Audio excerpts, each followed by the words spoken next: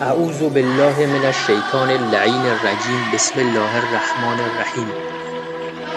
آیا دوست دارید که هیچ فقیر و گرسنه و عریان و مقروض و ستم دیده و اسیر و بیماری در روی کره زمین نباشه و هیچ جنگ و ظلمی در جهان نباشه و هیچ گمراه و گمراه کننده و مستضعف و کافر و ناصبی در دنیا نباشه و ریشه فقر و تبعیض و ظلم و بیماری و فساد و انحراف و گناه از روی کره زمین برچیده بشه و بالاتر از همه اینها کره زمین تبدیل به بهشت بشه؟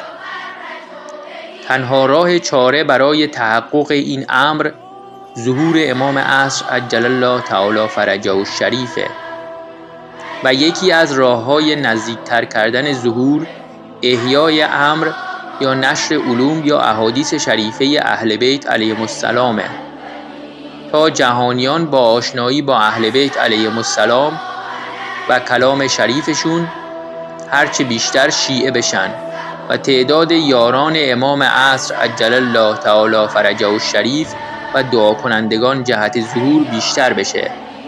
حال چه کسی در این عصر بهتر و بیشتر و کاملتر از همه امر اهل بیت علیهم السلام رو احیا میکنه جز علامه الله یاری؟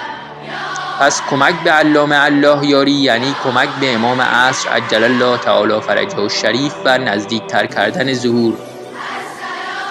تا حالا بهش کمک کردی؟